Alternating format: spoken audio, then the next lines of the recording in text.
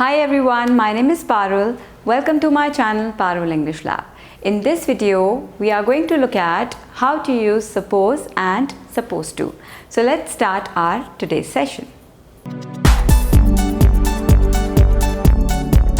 So first, let's start with the word suppose. Suppose has two meanings. Number one, to think that something is likely to be true. When you believe that something is true, when you assume something and you think that it's true. That is what it means. Now let's see how we can use this verb in different sentences. Number one, she is not answering my call. I suppose that she is busy. So here in this sentence, that is optional. It is up to you whether you want to use it or not. If you make a sentence like, I suppose she is busy, that is also correct. Okay, so she is not answering my call, so this is what I assume, that she must be busy if she is not answering my call.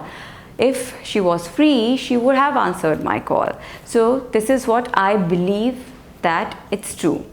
Next is, it is supposed that the director will resign soon. So this is a passive sentence. I have made a video on active and passive. If you have not watched it, I will mention the link in description box. You can watch it. So this is a passive sentence. It is supposed by the employees that the director will resign soon. So the employees, they are assuming it. Okay, but whether it is going to happen or not, nobody knows that. So this is just an assumption of the employees, and they think that this is what is going to happen. So it is supposed that the director will resign soon. I suppose that the guest will have reached the venue because everyone was expected to reach by 10 o'clock and it's already 11:30. So this is what I'm assuming, that the guest will have reached the venue. We are late, but the guest will have reached the venue. This is what I assume, this is what I think, this is what I suppose. This problem is more complex than what we supposed. So this is more complex than what we assumed or what we thought, what we supposed. I suppose we will have our own house by next year because we are really working hard for it. So this is what we believe, this is what we assume or we think, that we will have our own house by next year. So I suppose we will have our own house by next year. I suppose it's a good time to subscribe to my channel if you haven't done that yet. So please do so. Done? Okay, now let's move on to the second meaning of suppose. Now next meaning of suppose is, it is used at the beginning of a sentence or a clause to mean to imagine. When you imagine something, then we use suppose, and here it is not a verb, it is used as a conjunction.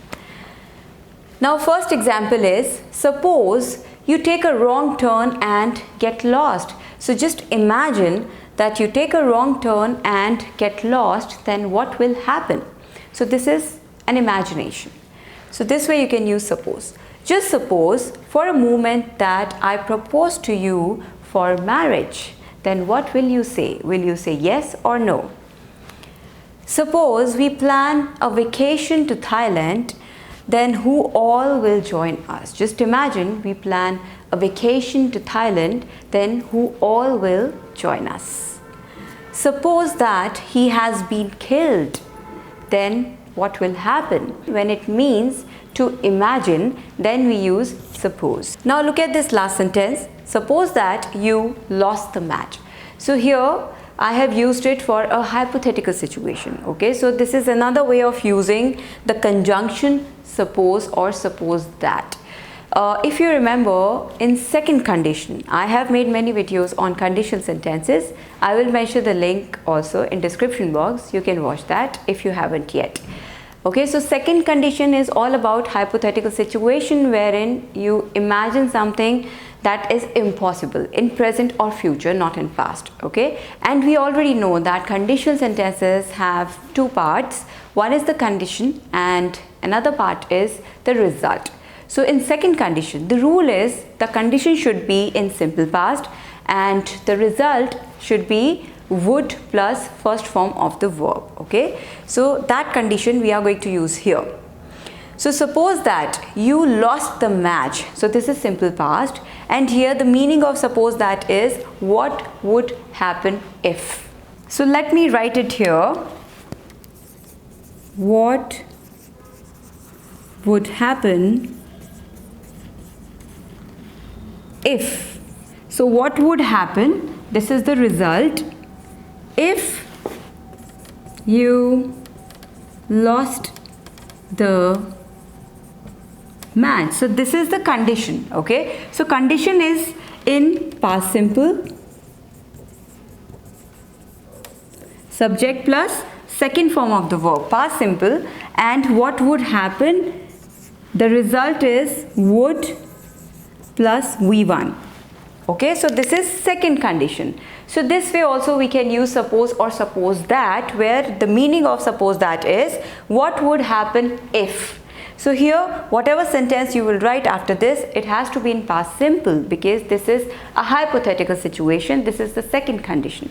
For example, suppose that a lion came right in front of you. So what would happen if the lion came right in front of you? So you know it's a hypothetical situation and this is never going to happen. It's an impossible situation because you're sitting in a room right now, no animal or lion or tiger can come here. Okay, so this is what it means. So this way you can use suppose. One is the imagination, wherein you can use simple present, simple future, normal sentences. Okay, imagine this, and another meaning is when you use it to talk about hypothetical situations that are impossible and that are never going to happen. So this way you can use suppose as a conjunction. Next is be supposed to. It means to be expected to do something. When you are expected to do something or someone else is expected to do something, then we use be supposed to. Now let's look at the structure first. The structure is subject plus is MR plus supposed to. Don't forget this D over here because this is the place where I've seen people making mistakes. So they write supposed to without D. So it is always supposed to. Plus first form of the verb, always first form of the verb. Okay, so this is going to be the structure. So if you're talking about present, then is MR, and in past was were. Okay, now let's go through some examples. They are supposed to reach tomorrow. That means they are expected to reach tomorrow. So here subject plus are is MR, then suppose to, then reach, first form of the verb, always, not second or third form. It's supposed to be a surprise. Please don't disclose it or don't tell it to anyone because it is supposed to be a surprise. Okay, so this is expected to be a surprise. It's a surprise, so don't spoil it. Next is what am I supposed to do now? What am I supposed to say now?